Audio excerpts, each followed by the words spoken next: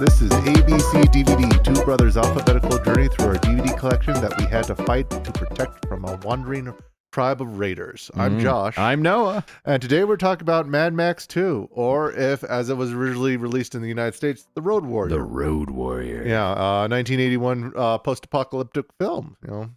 And, I mean, I have to say this is where you should probably start. I mean, this is the only one I have, and it was the only one I had seen for the longest time until I did watch Mad Max 1. I went, this is different. Barely connect. I mean, I am confused. Yeah, but I mean, we'll talk over before, but it's like there is a huge jump from 1 to 2. Yes, there is. Yeah, but 1981, directed by George Miller. He has done Mad Max 1, 2, 3, Fury Road.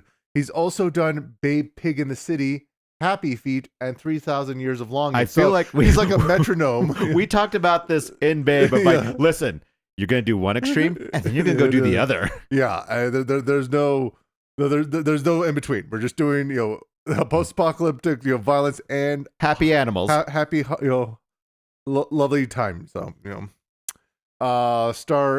written by Terry Haynes. He did all like the Mad Maxes. He also did Payback and From Hell. So okay, kind of he's more in his genre. He's more in the genre. Starring a young Mel Gibson as Max. Who, IMDb chose Braveheart, Lethal Weapon 3 for some reason. Okay, I would any of the Lethal Weapons, and Conspiracy Theory. Okay, Bruce Spence, who's the gyro captain. He's kind of he's a character actor. He's in the third Lord of the Rings. Mm-hmm. He's in Dark City, and he's in the Star Wars Episode 3. In Star Wars Episode 3, he's that guy who's like a preacher when Obi-Wan comes to land. So it's like she's always a queen to me. No, not that guy. Oh no, that's Force Awakens Episode 3. So he's in red, and Obi-Wan lands, and he's like, he's still here. It's like I'm looking for a Sith Lord. It's like, he's still here. Oh, right. He's a gone alien. He's got a look. Yes. Yeah. No, that's always with messed up teeth. Yeah, always with messed up teeth. And then Michael Preston, who plays Papagayo, the guy with the mohawk in this one. The Getaway, Homicide, and Steel, the Shack movie. Oh, right. The Shack. This was one of his biggest hits. Gotcha. To go with it. Not Shazam. Kazam. Yeah. All right. So in post-apocalyptic Australia wasteland, a cynical drifter agrees to help a small gasoline-rich community escape a horde of bandits. Mm-hmm. I would just change it to guzzling-rich bandits. But yeah. So this is going to sound like a nitpick, and it's like I don't think this is a bad movie. I think this is what we said before. This is a meat and potatoes movie. Is you get what you get, and it's a touchstone for a lot of people. Yeah, and I think it is very iconic. And we'll talk about it later. But it's like the one thing I do feel is like, man, this has a movie of the week feel with like the fade to blacks. Like this is where a commercial break goes. Oh yeah. And it's like every time it's like I really expect Mad Max will be back after from our sponsors. Skittles, when you're in taste the guzzling. Yeah. But no, we start out with the intro with a voiceover, which really has this previously on Mad Max. Yeah, the before time, it was like, you know what? Mad Max didn't get much viewing outside of Australia, hence why the American release of this one is The Road Warrior, not Mad Max 2. And you just get clips from the last of. Well, you do eventually get clips, but before you get some very old newsreel. I'm like, when did things fall apart? Yeah, no, it's like we need to do some exposition to say like there was a nuclear war between two superpowers, maybe the U.S. and Russia. And there's like, well, we can't use current day newsreels. Can we use public domain newsreels or something like that? Yes, we can. Yeah. And then you do get the clips from the first movie of why Max is the way he is. And I remember watching that one after seeing this one for many years. I was like, oh, I want to see how the fall of human civilization was. And that's not really, I mean, in theory, that's when the nuclear bombs are going off is around that. But basically it's like a cop movie where gangs on the road just mess with this guy and his family, and he goes on a revenge bender kind of thing. Yeah, it is that kind of thing. It's like if you watch Mad Max 1, it really doesn't fit with these other the ones, rest of the films. So it's fine to start with the Road Warrior. Yes, this is a good place to start if you want the flavor of what this universe is and becomes later on. So yeah. But then straight from there, it basically goes into we return to the Road Warrior already in progress. Yes, of the first chase. But yeah, there's a screaming Mohawk man. Yeah. There's wreckage. There's leather. Yeah, there's I don't know when in the post-apocalypse that everyone becomes a bondage king, but I want to keep it in my emergency stash just so that I have it. I will defer to your cinematic knowledge, but it's like this has such an iconic feel that I think a lot of everything post-apocalyptic, not necessarily cyberpunk, but it's wasteland stuff. Yeah, wasteland or things like. Lots of places have taken like this. No, everyone got into leather and punk, masks. Yeah. It's like, whereas like I don't know if there was something before this, but man, this really did set the tone. There might have been, but this is always the one that I think if you see it after this, it's referencing this. And movie, it is. It's like it is. It becomes its own style of. Well, this is what the wasteland should look like. Yeah, if you're in the wasteland in just a hoodie, you're not doing it right. That is so 2000. But yeah, and it just kind of sets up that this is the world. There's crazy people, and Max is on his own. Yeah, well, not all on his own. He has a dog named Dog. Yeah, and they got this dog from a local shelter, and trained it up. And it's like this is a Australian cattle dog. It's great for the area. Was easy to train. Only was slightly terrified of engine noises. So not the greatest movie, but they designed some special ear muffs for him so that he wouldn't be scared. And then a crew member, I think a camera operator, adopted the dog after the movie. So it's all good, nice things. But he's out there in the desert. He comes across what I'm going to call a whirlycopter. Yes, I know it's a gyrocopter. It's a gyrocopter, but in Australia, I'm going to say they're going to call it a whirlycopter. A whirlybird, yeah. But there's a snake, there's a trap. Jacques start the engines. But I mean. You get it gets really into the meat really quickly. It's like, no, there's this town that has gasoline. Yeah. And it's like, and I can take you there. Yeah. And he comes across, before the gyrocopter, he comes across it shows like gas is so precious that even in a fight, that is the priority number one. Gas is you have to save it. And I also like he finds like a little toy music box and it's like playing Happy Birthday. But. And then we get this hey, let's go to this place that will have enough gasoline for you to live like a king if you don't kill me, because the dog protects Max in the ambush with the gyrocopter. And it's like it gets us like I said, in a meat and potatoes movie, it gets you to the point rather quickly. Is like this is going to be our focal point. I mean, in any other respect, this would be like a Western frontier movie of, hey, the townspeople are trying to protect their town from bandits, and here comes the wandering hero. But in this case, it's the wasteland and it's gasoline. Right. And he does make it to this place, and this is going to be a nitpick. There is a lot of Max watching. Max watches. The attack. Max watches. It's like I wrote this. I want to watch that movie down there. He is scouting the heck out of this location of watching the Raiders attack the compound, and then watching the Raiders go away, and then watching the Raiders get two people, and watch them kill and maim and kill both of them. It's like we need some nudity in this movie because otherwise, what are we doing? But I mean, it's like. Okay, we get out of the way. Yeah. He finds a way to kind of by rescuing one of the victims. Rescuing, or at least says, I can take you back to your people, and maybe I can get something out of some gas out of it. Because like he's not a hero. He's I guess would be an anti-hero. He's an anti-hero. He's a vagrant.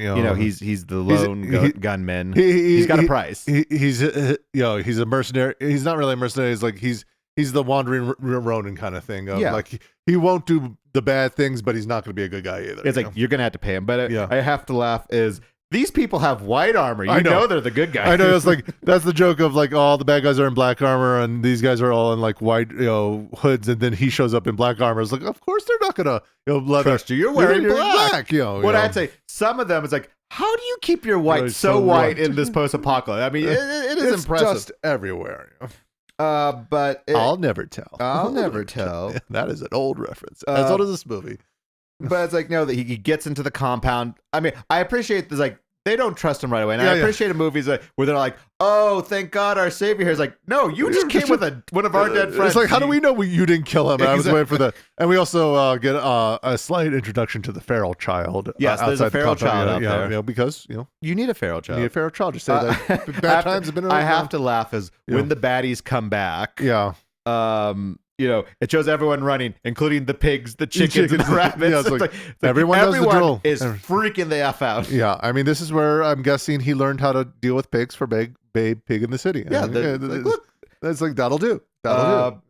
In the vein of what will become the Mad Max franchise is the bad guy who is known as the Humongous. Yeah. Not the Humongous. The Humongous. Humongous. Yeah. It's like, I'd say it's like, wow, it's like you got a Bane thing, BDSM thing. It's like, but it is, he's in a bikini, leather bikini singlet with a metal hockey mask, and this deep voice of "Just walk away, just walk away. My dogs of war, and you dirty little puppy." The feral child who I know it's a film technique, but when it's obvious, like, he can control time with his boomerang. His boomerang comes backwards in time. He reverses time. There's sped up time to make things more interesting. Yeah, and that is okay. But I'm going to MST this and make fun of it. Yeah.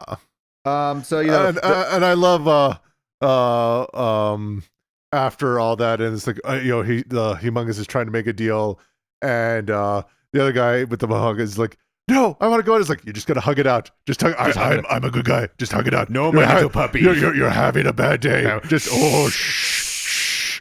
Sleep, little." I am happy to see, even in this post-apocalyptic world, the standard 24 hours to make up your mind still holds true. It's like you have one day. Yeah. But there's a camp divide saying like, "Hey, no, maybe we should take him at his word." Yes, like, always take the hockey mask psychopath. Yeah, that's what I was like. Yeah, no, he has our guys tied up to the front of his car as a hood ornament. He's in a bikini singlet with guys to chains, and has that deep voice. I think he's trustworthy. It's like it's in his eyes. Yeah, I can trust. This guy. He's a man of his word. I also, all the Mad Maxes, well, at least Mad Max 2 and on, I'm always baffled. Like, gasoline is the most precious thing in the world. Why do you have the least fuel efficient cars? Like, we took your car and then we're gonna put some other things and spikes and other, and we're just gonna run it all the time. Yeah, rev those suckers. Rev it. We're gonna do wheelies. It's how you show power. It does, yeah. But Max makes a deal saying, "I know where there's a truck." Yeah, because he saw it at the beginning of the movie. I'm gonna go get it. Yeah, and then in return you're gonna give me stiff. Yeah. Because they need that truck because they have a huge, in theory, tanker full of gasoline. But they have no way to move it. But they have no way to move it because they have a plan to go 2,000 miles to the north where things are supposedly better. Yeah. I was like, the coast. Using, it's the coast, or there's clean water and, fertile land or something. It's like, sure, why not? It's a pipe dream, but why not? But I mean, I appreciate that he walks instead of like, we can't drive out. They're gonna. No, they're gonna hear it. It's like they still don't trust him. It's like, what? Well, if he does this, we succeeded. If we lose, we're only losing like 15 gallons, 20 gallons of gasoline. The one thing I was confused about, and maybe I'm just dense, is he's loading up. He's got the tanks on his shoulder. Someone oils up his leg. Okay, yeah. So I was like, he's not the Tin Man. What's going on here? So this is like the only connection to the first movie is he gets his leg run over and it gets injured, and he kind of makes this brace. Oh, because I thought the brace was they put it on him. No. So that's the first time I saw it. Yeah, so it's not really drawn, but. This is where Max gets his leg injuries from the first movie, where the bad guys in that kind of run over his leg. His leg is squeaking, and he needs to sneak past the encampment, so that's why they're oiling him like the Tin Man. But see, I missed that. No. I mean, there's no reason for you to know that unless you've seen the first movie, but they did not include that. It might have been in the montage, but I don't remember that. Yeah. But I had to say, and it's like, I understand, like, you are on a budget, but these dark scenes are dark. I was not like in like they're creepy dark. It's like I don't know what's going on. Yeah, I was like, I actually checked. I was like, did I, is my copy bad? It's like, nope. It just. I mean, you get the idea what's going on. He finds a feral friend who helps him out. Making dog noises. Yeah. The feral child keeps him from his mistake of making noise, and eventually he walks and meets up with the gyro captain again. Yeah, and he's gonna be his buddy. And I do love like the dog is supposed to like hate him and like keeps being antagonistic.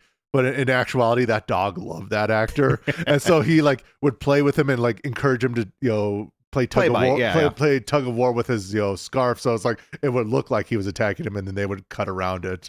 I do appreciate that this is the scene where it's like his gun's been empty this whole time. Yeah. It's like, no, there is something he said about looking tough and just fake it till you make it. Yeah. The scarcity is in ammunition as well. Yeah, that's why everyone's using bows and arrows and stuff. Mm-hmm. But they get the truck up and running, and Max kind of runs the blockade. Yeah. I also we actually get to see like now like the gyrocopter fly, and I do love that this was included in the script just so that they could force the studios to have helicopter shots. Because like the Australian studio was like, no, you don't need to like overhead shots for this, and he really wanted like, but if I have a character who's up in the air, we need his point of view. You do, because I mean, how does he see this? Things? Yeah. What's his motivation? So not only is it like a neat post-apocalyptic vehicle, but it's like, yeah, I'm gonna play the system. Yeah. But we get this big battle for the gate. Some baddies get in. I have to laugh. Is our main bad guy boss is is in there. He does an unnecessary flip to basically headbutt a guy. It's like it's a fancy Dan. I think his character's like Papagayo or something like that. I'm gonna call him Mohawk Man, because they never say his character. I mean, most of these guys besides Max don't actually get character names, and some those that are on IMDb with character names, you don't know why they're there. I mean, like the gyrocopter captain, I'm not being coy, that's what he's called, so that's fine. And but then like Wex and Papagayo is like, well, no one says that, so sure. Yeah, but he's screaming Mohawk Man. Yeah, does an unnecessary flip, though cool, just to headbutt someone. Yeah. And then we get like this weird, the warrior woman is like, I was wrong about you, Max. It's like, are you trying to start something here? Yeah, it doesn't work. Yeah. But I also like the game of telephone. The message relay. Yeah. I mean, it is. It always makes me chuckle. I mean, it's not always funny, but it's like, I'm going to be amused by this. It's like, I really want a purple monkey dishwasher thrown in there. But it's like, you guys did that right. It's like, hey, what does that mean? 24 hours. Yeah. Okay, you got 12. You got 12. Make it work. All right. And then I enjoy this for we get the humongous has a nighttime montage doing big arms confirming and denying, saying like, you will not pass this place. Set someone on fire who I don't know who that is, considering that they still have the two guys on the car later. They have extra people. They have extra hostages. Don't worry about it. We don't know. They set one of their own on fire. So see how crazy am I? This was a bad puppy who let you get by me. But I also love like when the leader of this commune or whatever is trying to get Max to join his group.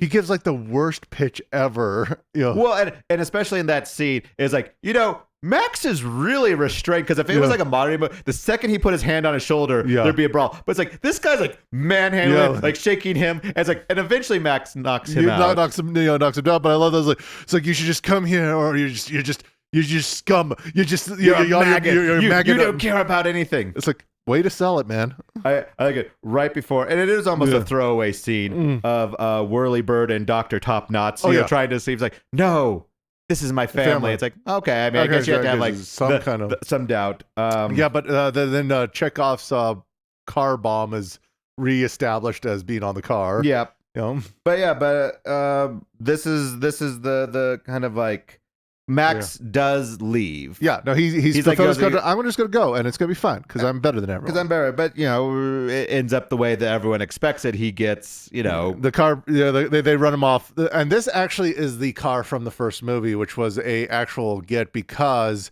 all the cars from the first movie were set to be crushed and destroyed into nice little cubes, but someone decided to keep it and then sell it, and they found out who they sold it to, and they bought it, and then they proceeded to destroy it. But at least it was continuity's sake. And then I hate this movie. Why? They killed the dog. Oh, I did have it. It's like, the dog Josh is sad. Yeah. If anyone ever wants to know, there is a website called Does the Dog Die? Sometimes I don't realize to check it for certain movies, but this one. If you're one of those people who does not like the dog dying, check this website out. And what I appreciate about the director in this one is like a lot of the violence is off screen. We saw this earlier with the two people that the Raiders captured. Just like, yeah, they got shot, but you don't see anything. Right. And he says, like, I like the violence to be off screen, so your imagination can either make it worse, but it's also like not terribly grotesque, because I'm going to do some grotesque stuff eventually, but I don't want it to be right in your face. Yeah. But yeah, no, there's a bit, Max basically sets them up. Yeah, they make the cargo crash, boom. They're gonna go steal the gasoline. Yeah. And he blows it up. Yep. And this kind of signals to the Whirlybird captain of like, ooh, Max is in trouble. Max is in trouble. I gotta go help him, and he saves him. And the whole time he's flying him back, I want the MASH theme. And the joke is like, this is a practical shot. They filmed him in a little helicopter with the ground movie. It's like, yeah, nowadays this would be green screen. None of us would get dusty. It's fine. Exactly. And this is like the only scenes that Mel Gibson hated, not the helicopter per se. It's like, yeah, we're in the middle of nowhere. It's hot and dusty. We're all tired.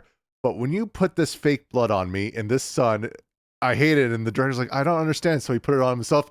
It is a skin irritant. It was like itchy as all get out. Yeah, and it's like all over his face. It's like, get it off. Yeah, it's like, okay, yeah, you weren't just complaining for complaining's sake. But then we get kind of like, I guess not the redemption arc, but it's like, no, I want to help you guys out now. It's like they killed my dog. I got nothing else to go for. Like, you don't have to offer me. I just want to drive the truck. I just want to drive the truck. Yeah, we get the Great Escape.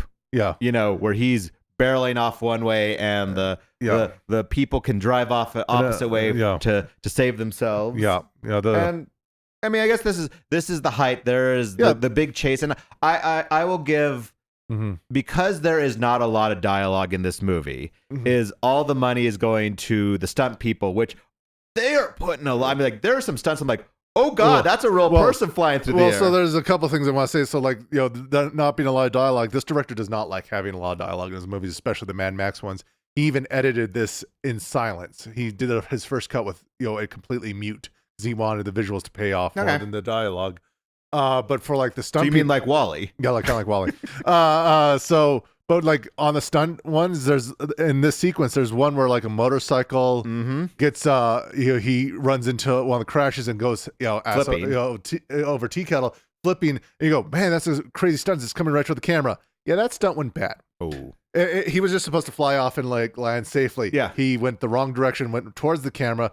Falling, you can actually freeze frame where his legs break, and he's like, yeah, he was rushed to the hospital. He survived, but that was a stunt gone wrong, but it looked awesome. So I mean, it looked great. Yeah, so we kept it. I mean, it'd be rude not to. I mean, the crashes and the stunt work. I mean, this is where the bread and butter is, and then also the when they take the compound and they blow it up. I'm like. There's most of the budget right there. That is a giant explosion. And it was like the largest explosion in Australia's cinema history at that point. They had to warn like the army, the navy, the local authorities. We're not under attack. We're not just making a movie. It says like the shockwave went for miles. Yeah. And then for some other practical things, the two hood ornament guys get killed. Yeah. And it's like, that was like one of our cheapest effects. It was like two mannequins stuffed with watermelon. I was like, I mean, but it does have a look. It does have a look. Yeah. I guess things that I made me kind of chuckle or I enjoyed is the Humongous has a trident. Yes. Because of course you would. Yeah, of course I would. And the jump scare at the end when the kid's going to get the shell and the scary Mohawk man pops up screaming because they've established that he's a screamer. He's a screamer, yeah. It's like I guess that's a jump scare. It works. But and then like they do a head-on collision. Yep. And this tanker stunt was so dangerous that they were afraid that for the stunt drivers, like, you know what? You're not allowed to eat 12 hours before this because we're 100% convinced you're going to have to go into surgery and we don't want you to throw up when we give you anesthesia. And it's like, okay.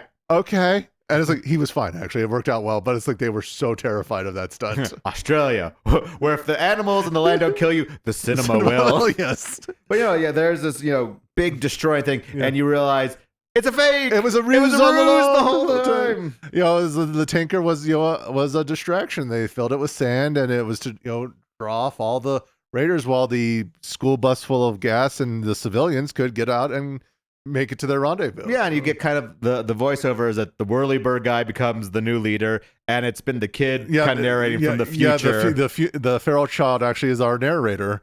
I also like there was a fan theory for a long time that the feral child would end up being Max in the Fury Road movies, but sadly, like some comic books disprove it that it's still the same Max. But it's like, well, I kind of like that. And here's my theory, and it is not based on reality. It just makes me laugh more. Is that the Mad Max world? Yes. Is actually the rest of the world is fine. They just never told Australia, and this actually doesn't take place over years. It's actually just a few months, and Australia just descended into chaos that quickly, and everyone's like, "Wait, this is like our new reality show. We can see how crazy, Australia gets." Because if you watch the evolution of Mad Max, if you go from the first one to the second one to to Fury Road, it's like it goes. Well, you have to go beyond Thunderdome to get to. You can't go beyond Thunderdome. Yeah. We have established no one goes beyond Thunderdome. But it's like if you see the evolution of how crazy they get, it gets worse and worse every time. It's like if you kind of go like, no, the rest of the world is actually watching this, and they're like, oh my god, they are so crazy. It's like on the next season of Australia. It's like it's only been a month, and they've descended into absolute chaos. It's like guzzling and people playing, guitars with fire. Like, could you imagine the rest of the world just going like? No. We'll tell them eventually, but this is just so entertaining. I just want to see how this plays out. I just want to see how it plays out. Yeah, we'll tell them eventually. Don't worry about it. That's my that's a good it fits, It's funny. It's fun. It's well, and that's how I feel like these Mad Maxes are appreciated, because it is that over the top, wasteland of none of this really should make sense, but it's done just enough that it's like, this is campy and hokey, but it's to the point where you're like, I'm enjoying it. It's like it's like your suspenders don't have to be, and it's like it's 90 minutes long. It's not a big ask. It's like even Fury Road, which is dialed everything up to 11. It's like it's still fun for what it is. Yeah, I mean, it's like go see for the chase. It's like you're not gonna. It's like this to say something. This one had a better story than Fury Road. Well, it's like as long as you go to like, listen, we are giving 0% to the story. It is all spectacle. It's like, I'm okay with the movie that's up front and saying like it's a spectacle. Yeah, it's like you're just here to see the fun pictures, like shaking keys in front of a baby. Exactly. Like, but I enjoyed it, and I hope you guys watched it. I mean, there's a whole bunch of scantily clad, nearly naked people waving guns around in the sequel. Naked Gun 2.5 is our next one. Yeah, you saw what I did there. Yeah, too late. I couldn't stop him. You couldn't stop him. Yeah, it's like my puppies of war. Enjoy my puns. Mm-hmm. You cannot walk away. You can't walk away. Don't walk away. But yes, because we did Naked Gun 1. You might as well do Naked Gun 2. And unlike this, like this doesn't have a tagline. A tagline. It's Naked Gun 2.5. I mean, it's like, where do I put that? 2.5? No. Yep. So another fun, comedy, and Naked Gun 2 is just as fun as number one. Yeah. So hopefully you can catch that before next week. And if you haven't seen Mad Max 2, I'd say give it a shot. Yeah, I mean it is cinema history, and it's not, like I said, it's not long. At the very least, you'll get some references in other movies and TV shows that reference this movie ad nauseum. So So thanks for stopping by. All right, bye.